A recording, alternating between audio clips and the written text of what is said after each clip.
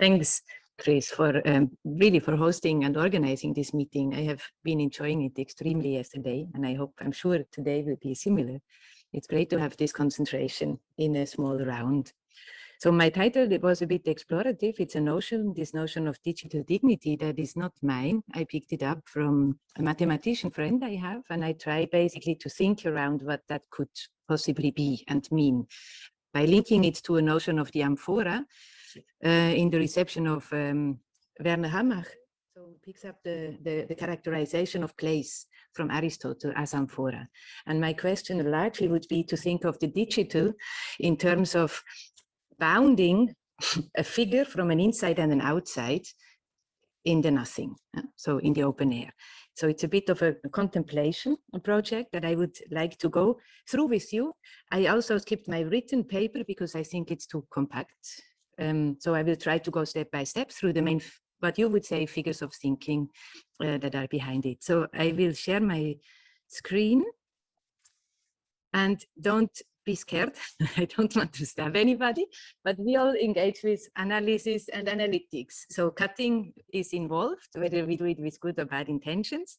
This is from a still life, which I just chose arbitrarily as a background for the talk.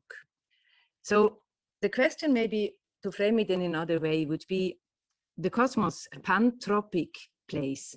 We've talked yesterday about these different kind of almost confessional ways of relating to Gaia. And if we say Gaia refers to a kind of an animate being of the world, why not speak of cosmos as well? And I'm working with architects. So cosmos and architecture have a very long tradition, and I'm very interested in reconnecting or finding ways to go back to architectonics as a notion. No? It's a form of system. It's my interest in Serre's work on Leibniz and his particular way of thinking systems in these harmonics that I talked about last week. So a system which works in analog, so with an analogicity, and is about establishing a proportionality, but starting from sound. No? So there is this figure that was very important for me, for Serre, where Leibniz distinguishes between what we can hear from the bottom of things and what appears in the manners and appearances. And this is the kind of proportion that needs to straddle an asymmetry. Yeah? So it's like the intelligible and the sensible. They are not the same and continuous, but how to bring them together. And what Serre adds to this in my reception is un bruit de fond, which is deeper than the bottom of things. And then this bruit de fond is where I would like to think of these harmonics as the synchrony of all sounds which create noise. So it's a notion of sounds which is not derived from melodies or rhythms or tempos or anything like that, but it's a kind of an atomistic thinking of it. So then the cosmos, a pantropic place. Pantropic is a bit of a construction. I don't like such constructions that much usually because they tend to be super mechanical, but in this case it helps me to think. What it does is it links pan, so the all, with the tropics as the line of the equator. No? And what we are looking for also with things like climate justice and the values today is a notion of what I have tried to call, began to call in my book on Serre, generalized equatoriality. So what if the equator in a notion of the cosmos becomes climatic? That's the idea. So then we are everywhere in a climatic place. That means a place that is made of regionality, of zonalities and so on, but is not territorialized in a grounded way. It's more, I call this meteora, so between heaven and earth, it's dispersed. So what could we do with this? The notion or the promise, or why I like the notion of the cosmos, is that it is not contradicting rationality and the rationalism. So if anything, I would call myself a rationalist and not a utilitarianist. And of course, the challenge is, how does rationalism not contradict with free will? Because of course, I want to believe there is free will, otherwise there is no action for humans left to do.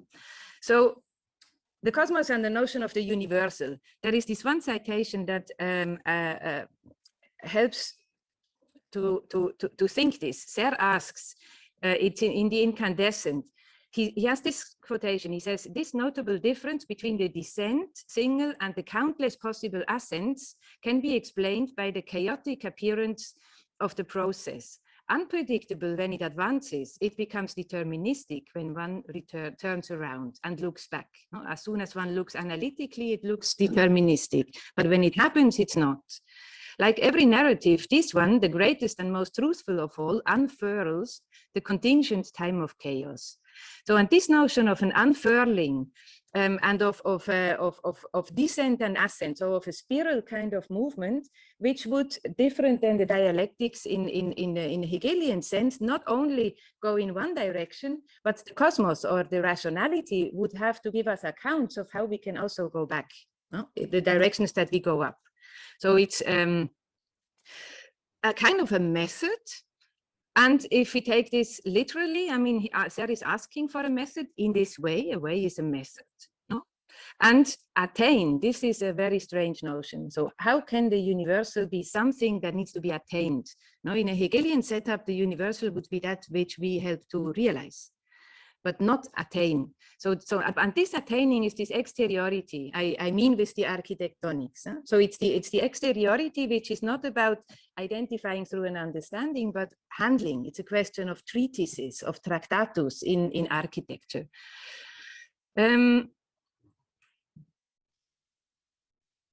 So then this attainment, an image again to connect it to the notion of system, this citation that Serre brings in early in his book from Leibniz, where Leibniz describes what he wants to do like this. He says, it's almost like throwing several stones in the water at a time, each of which makes intersecting circles without destroying each other.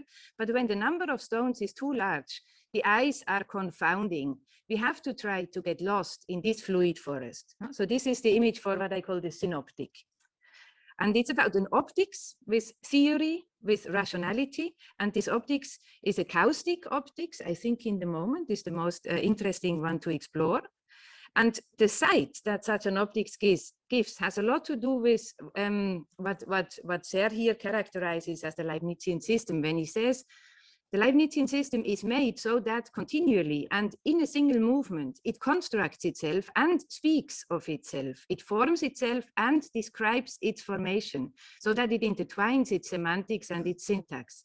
This is this idea of the descent and the ascent. Huh? So it's a coincidence of making and having an active relation to what one makes. And this does not mean control or legitimization. This will be the crucial point. We have to let go of trying to always do things always already legitimate. Again, that's an aspect of the architectonics. So this also means to set mathematics largely separate from the questions of legitimization, which come with logics, with the foundation crisis, where it was all about how can we give logical foundations to mathematics, because without mathematics cannot strictly be separated from issues in theology. And if it cannot be separated from issues in theology, we cannot apply it universally in science if we want to have a secular kind of science. So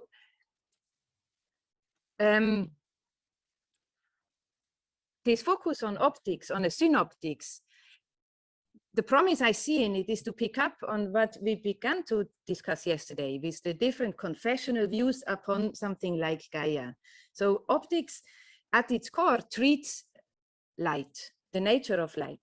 And with that, the associations of insight, understanding, all of these things. But what really distinguishes the main religions is how they think of light.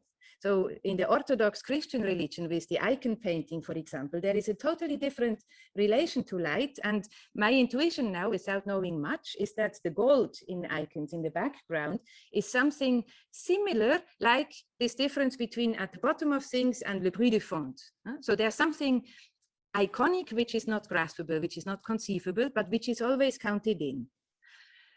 So mathematical thinking, which does not serve epistemological foundations, which does not directly translate into a logical construction of systems, but which is, if you want, some kind of gymnastics of thinking. No? So learning to sensibilize a body of thinking to different levels of abstraction, to different ways of combining abstractions, of traveling through abstract space. in this generalized equatoriality of a pantropic place I was talking about in the beginning.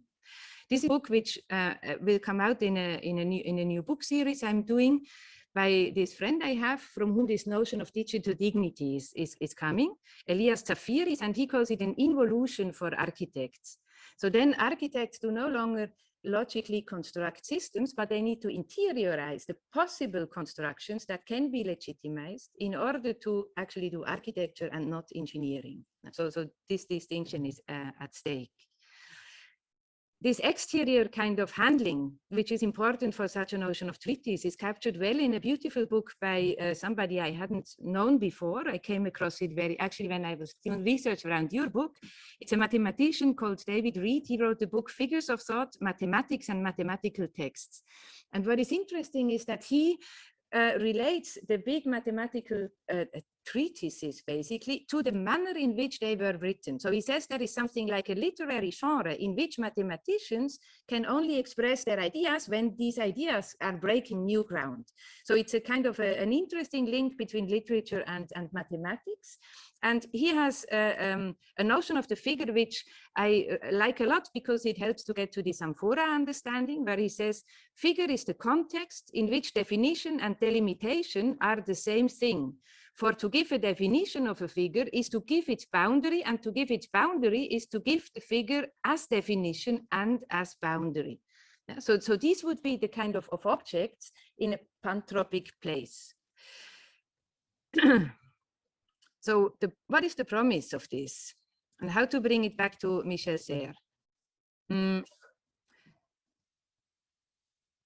This method, is this the way that we can attain the universal? What then would it bring? No? And to me, the promise is this here. So he says, if we educated young people to implicate texts, we would see works blossom. So the question is, can there be something like a method of implication? But a method, so that while working implicitly, one kind of knows what one is doing, no? Or at least one can point to a joint path of taking people along, so that implication is not exclusion of the ones who don't share your scope of associations. So can there be a method? So can people be educated to implicate texts? This is the promise. And I think for this, we need to have a kind of a grammar which links literary genres and mathematical abstractions. And this grammar, I'm trying to think what it could be. There's a notion of, I have called intertidal tenses. So because everything in grammar depends upon the tenses, where the perfect lies in the past, and then all the other tenses are about how can the perfect be preserved or projected to the future. So an intertidal tense is, intertides in German is die Gezeiten. And die Gezeiten is a beautiful notion because it is a place in the sphere of influence of both the moon and the sun. So there is the attraction of the moon and the sun, and there's a cyclicity, but there is time happening, massive time happening in between. So how can we, or could we, think of a scope of perfection that works like the grammatical tenses too, but always to the tides. So this is a fantastic idea. I was stimulated to think in this direction by the notion of a meridian poetics by Paul Celan. I hope I will have time to come there a little bit. So then what would it be? The intertidal tenses would give us some kind of circumlocutional talk. Yeah, so locution, so location centric, but a location which we don't occupy, but around which we circle. No? You could say a location or a place that we don't know what for or to whom it is proper to. No?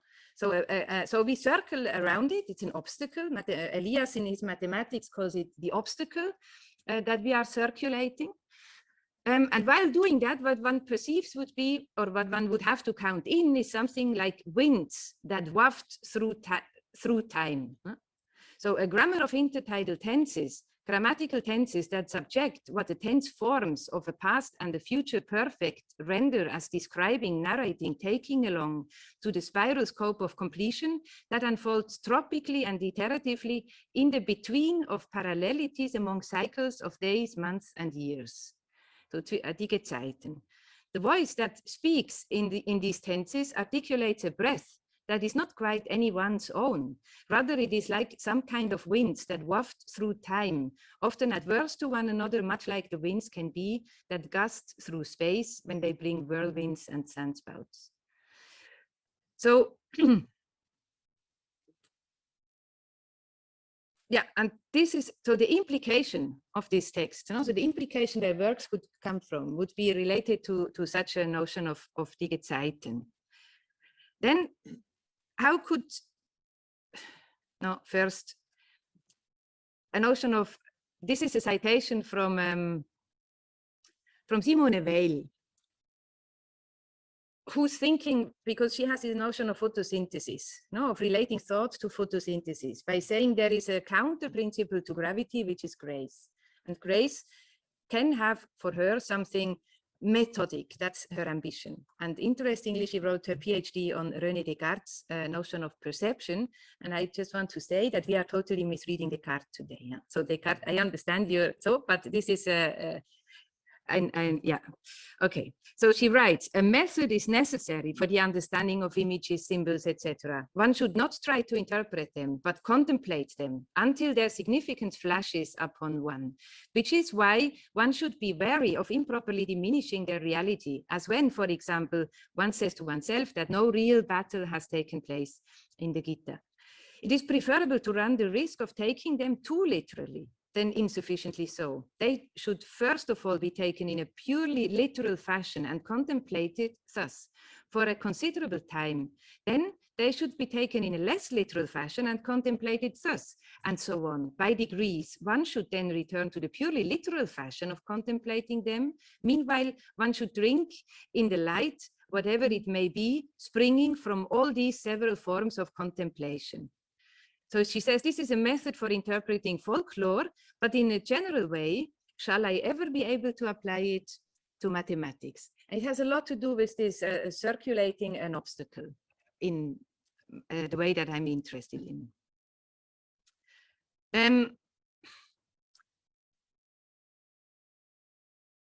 Maybe just very briefly to the caustics, because I'm not sure, I didn't know it until very recently, no, but it is. So on the one hand, it's so it's a geometry, so it needs to have a notion to the shadows, and the thing that gives the shadows is the gnomon. No? The gnomon gives an observatory and clocks. But it depends whether we apply the gnomon to the day or whether we apply it to a year. No, with the year we get the analemma. And the tenses, this question of the intertidal tenses has to somehow get from the days via the months to the years or back.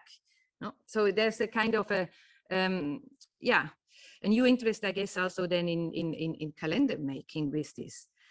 And caustics is simply this. No? Caustics is studying the patterns of light when light is broken through several transparencies, material mediums of transparencies. And then what is interesting is it is in retro-engineering. In caustics, you try to reason what would be the cosmos of light in a space such that this pattern emerges. So one has to try to trace the source of light. And for me, this is very much like when I try to understand what you are saying.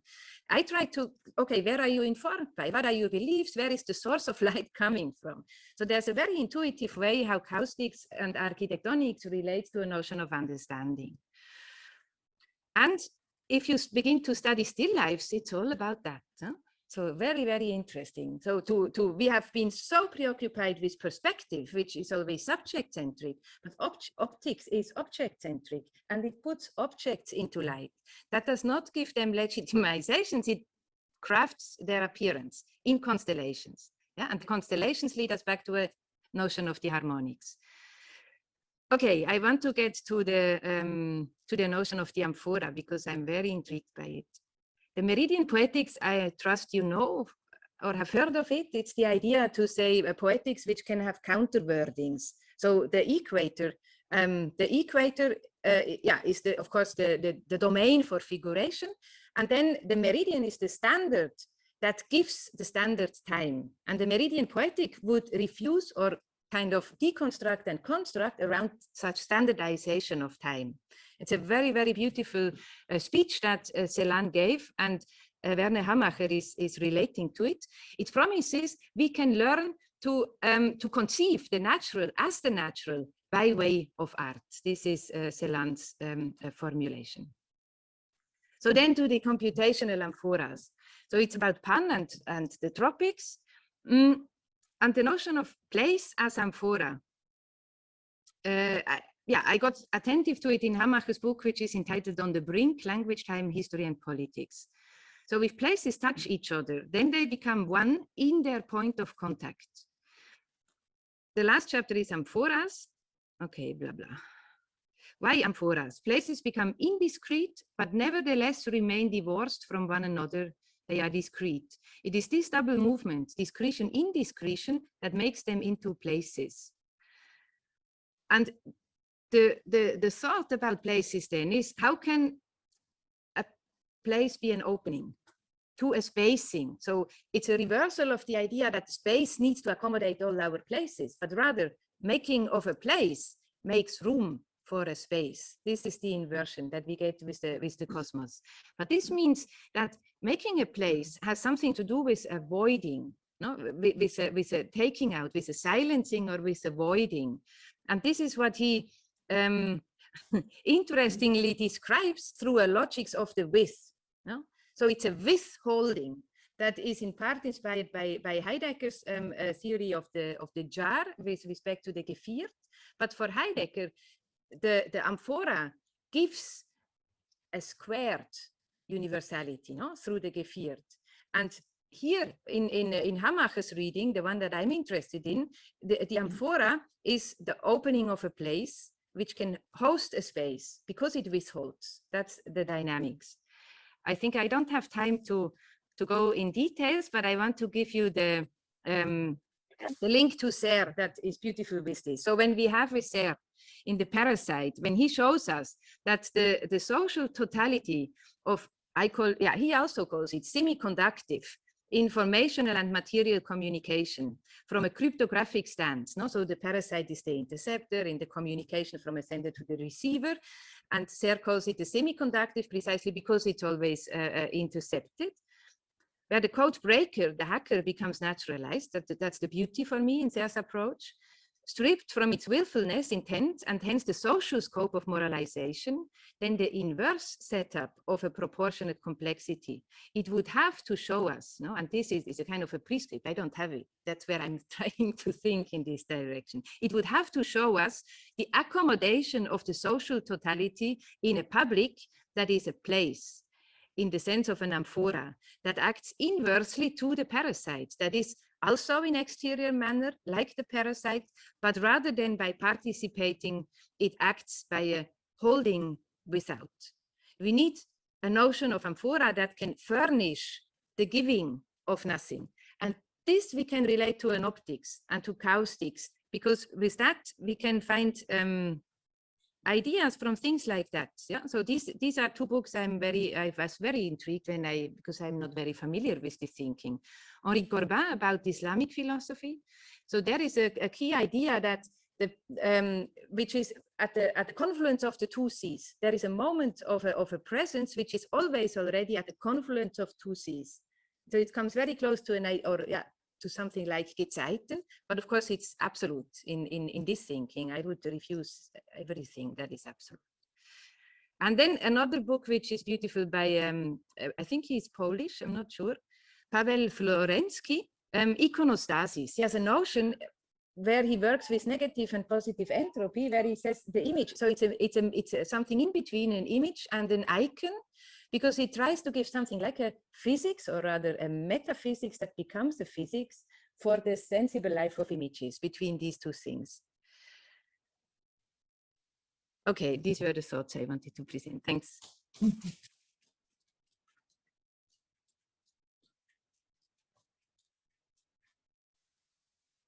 Just as yesterday, if anyone has a comment or reflection or question, just to join.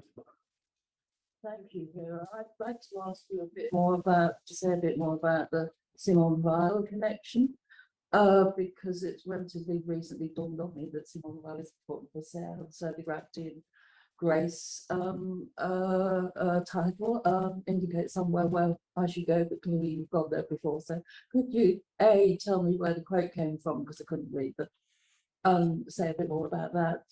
There's so much in your paper, but the Weil is particularly. Yes. So the quote is from her notebooks. There is a selection from her notebooks that is published in English. I don't know the title, but there are 10 volumes of her diaries. And I'm doing everything now to find a way to translate some of them and edit them because they're so rich. They're so beautiful. No English, of course. So which means I cannot do the translation. If you happen to know translators who are interested, please get me in touch. So it's from there. And I mean, I must say, I am working. You were evoking the term diffraction yesterday. Of course, I'm working diffractively. So I mean, I'm learning a lot from all of these people, but I try not to become a Serre scholar or a Weil scholar or anything like that.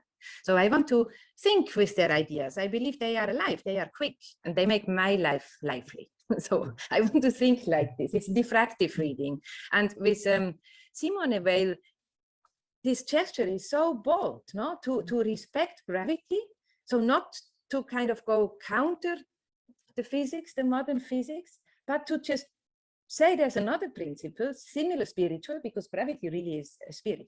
Newton thought of it as the skin of God. But it's the one thing that systematizes modern physics into a system of forces.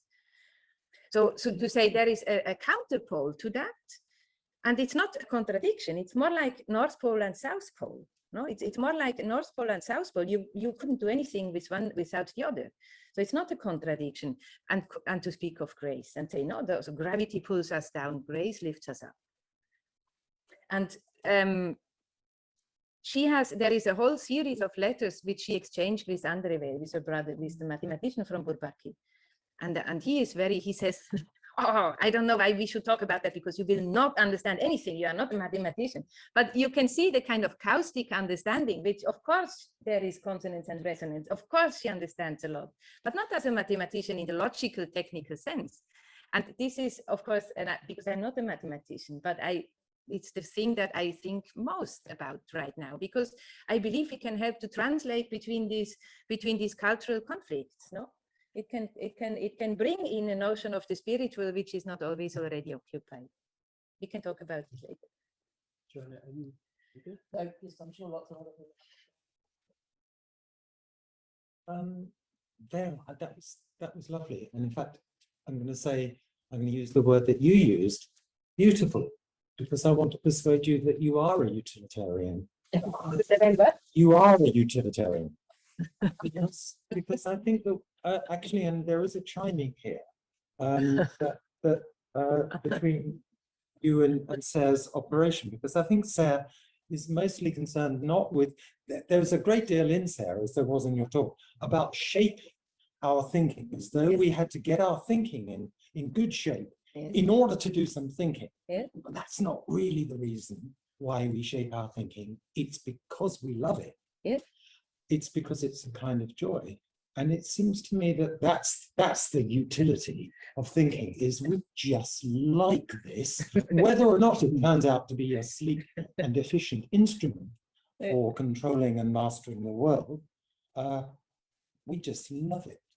I'm coming from Switzerland, where we have a kind of a Calvinistic approach to utilitarian. It's not that kind of joy, which Calvinism is gratification as well. Yeah, but then it gets another. Actually, the part I left out would be about attribution, which is paying tribute in a sense that you would probably like a lot, because it means attribute, attaining the universal. We attribute something to a thing, but we don't go as far as making it a fetish. We just say, I attribute this to you because you need to keep this safe.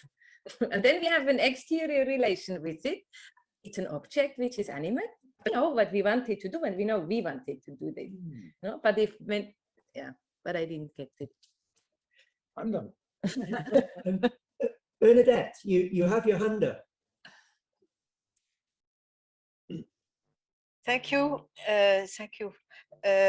My question was about, could you say a bit more about digital dignity? Because the notion of dignity is a moral notion linked to the human rights and the notion of a human as the only traditional classic humanism. So how do you connect it with the digital age, and in what sense it didn't come out very clear for me from your presentation? Yes, that's yeah. So the notion is, like I said, I pick it up from Elias, and of course it would have to be treated differently than the notion from Enlightenment, where dignity is related to the human rights and this question. So my scope of association is more with people like Pico, with a kind of a synchronist, what is the word? Syncretistic way of bringing together and accommodating in a constellation different worldviews, which is actually, so this kind of worldviews is, that was the last part I wanted to show. So this forest, this fluid forest of points of views, what I hope to achieve with it is a kind of an optics of worldviews that would objectify worldviews, but without subjecting them to a common logics of legitimization. So the dignity notion in its etymology, if I remember correctly, from the 14th century, it had something that it's the gravitation of countenance. It expresses a kind of a gravitation of countenance. And countenance, like an ethical stance, one doesn't have legitimate grounds to stand on, but one keeps a pose against the currents in some regards, but with currents that one wants to advance. And to relate this to gravitation, that is one of the etymological translations that are given to the term of dignity. In German, the word is Würde. It's less directly expressing God, no, or the divine than the English. So I'm unclear about that. So it's something like a countenance out of equilibrium, if I could say. Yes, of course. No? Yeah. With stability through imbalance. Okay, so I see. And how do you connect that with the idea of finding a standard? Because when you have all this forest of different perspective, do you need a fixed point, you know, the point fixe, to connect all of them, or can you get rid of that? I mean, can you just be in the forest without having the outside observer point of view? Yes, but that's why I want to foreground this architectonics, this optics. No? So can we have an optics that allows us to observe while we get lost in a forest?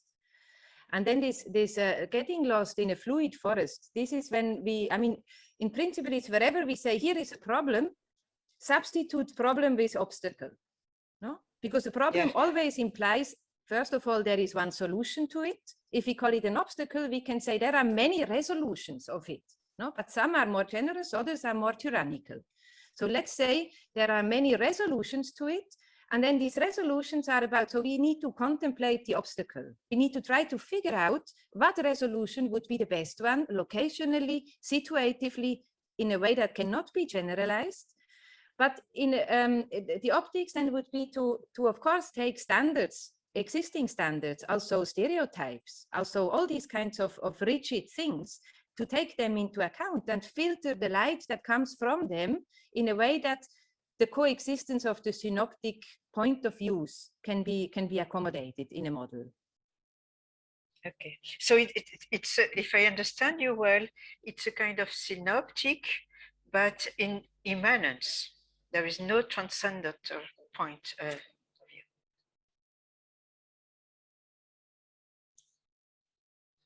view. I didn't hear the last part of what you were saying. Yeah. So it's a synoptic, but a synoptic in complete immanence. There is no transcendental point of view.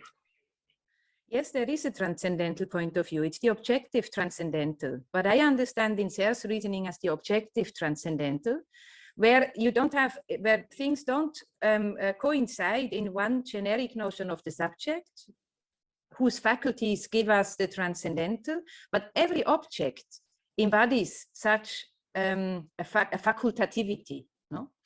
So then there are, so when Serre says we need to learn to think about everything as objects among objects, but without a common space that would always already be coordinated. This for me is the synoptics in a liquid forest. So there is a transcendental, an objective transcendental, but neither an absolute immanence nor an absolute transcendence. So it's the meteora, it's the in-between, no? That I want to foreground with this. Okay, thank you. That's clarified. Thank you, Vera. Yeah, something very different. Of course, I'm also listening to you reflectively and seeing what I can do with this, for instance, as a teacher. I'm always fascinated by Sarah's claim that literature and philosophy, the difference in writing is a recent invention of academia. So in the end, what they do is very much kind of search for similar things. And it's interesting to hear that, of course, that also takes place in mathematics compared to the other fields that we are interested in, compared to literature, compared to whatever. So I think that's a very rich idea also to see how this can apply, for instance, in how you talk about waves. And we would love to give a course on waves and to see how that happens in so many different texts and so many different styles. So it's more like a thought and maybe linked to a question, kind of, I mean, how far-reaching could that be in terms of what we do as teachers, to kind of not,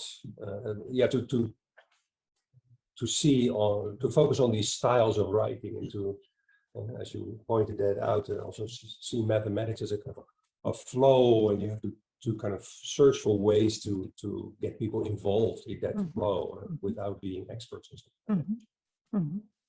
Yeah, I think you're asking what are the limits or how far can it go? I don't see limits and I don't know how far it can go, but it's already super rich to start in almost arbitrarily, but a topic of interest.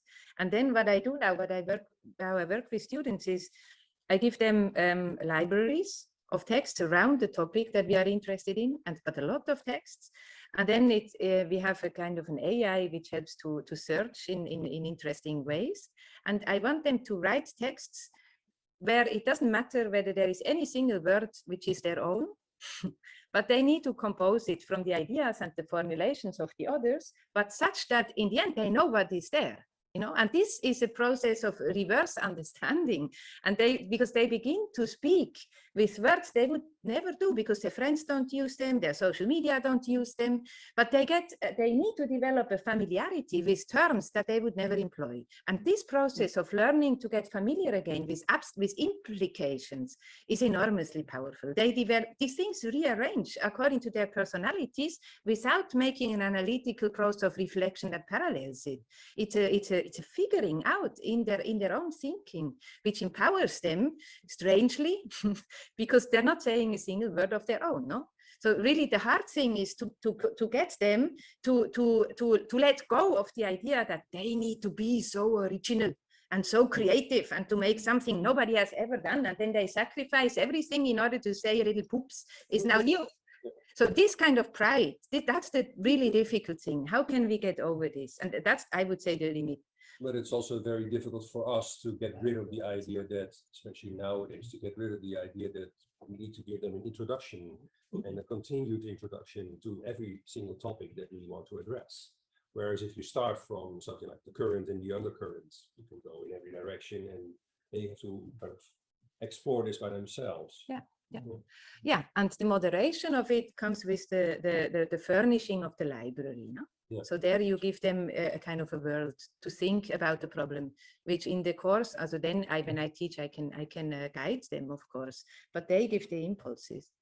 And like this, we can work with everything. We can work in, and also I think in every discipline.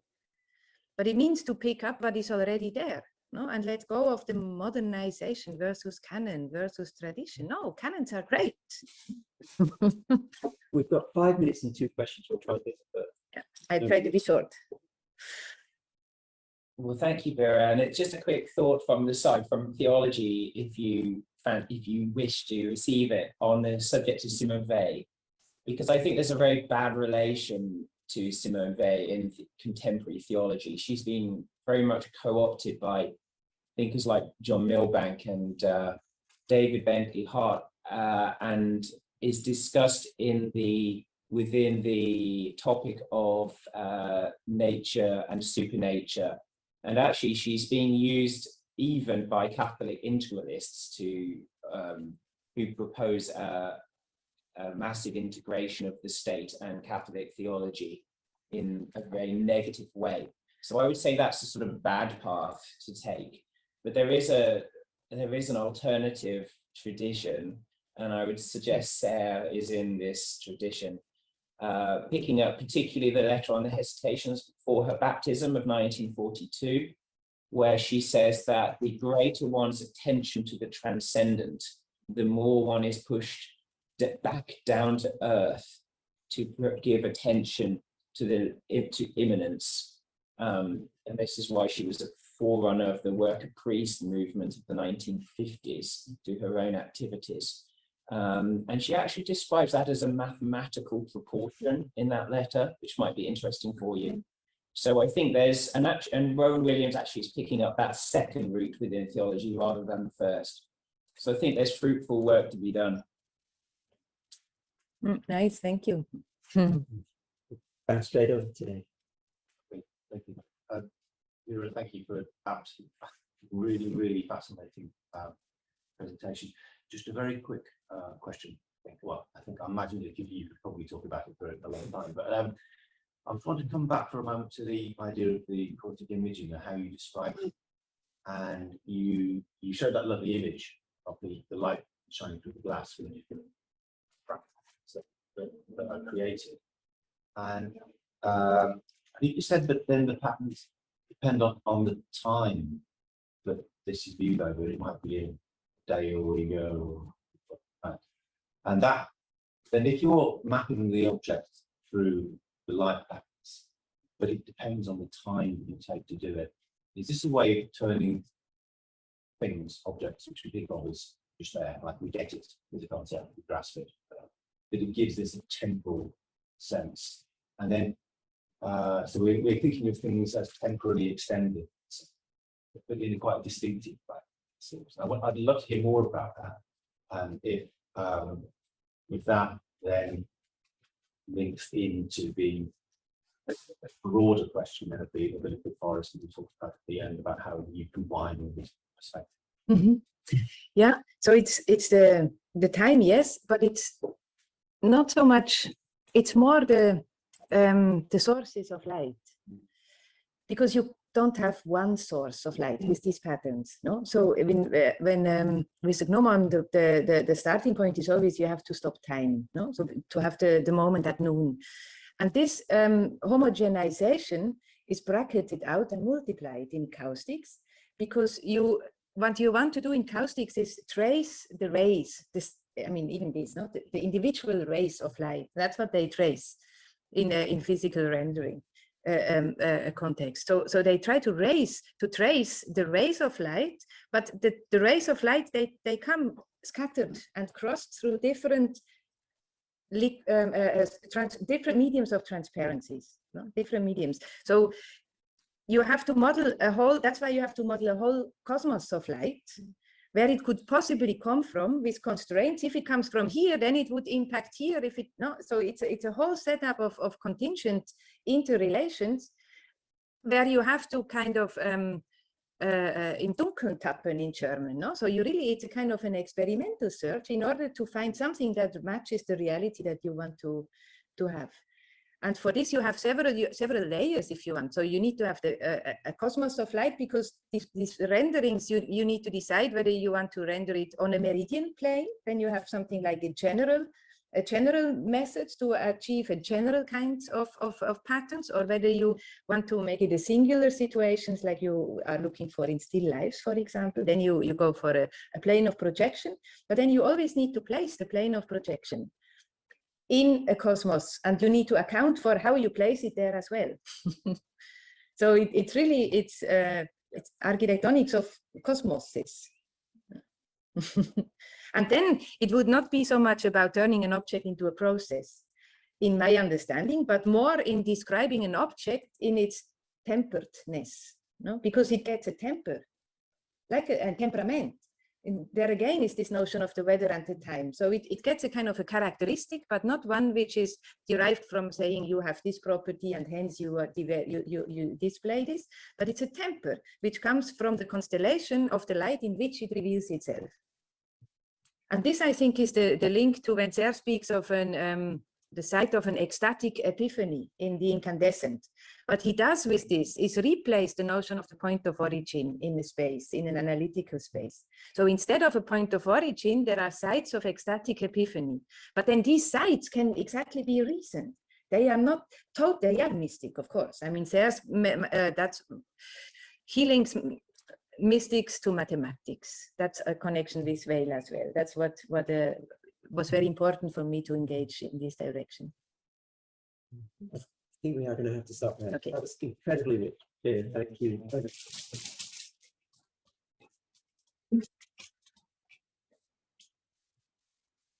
This is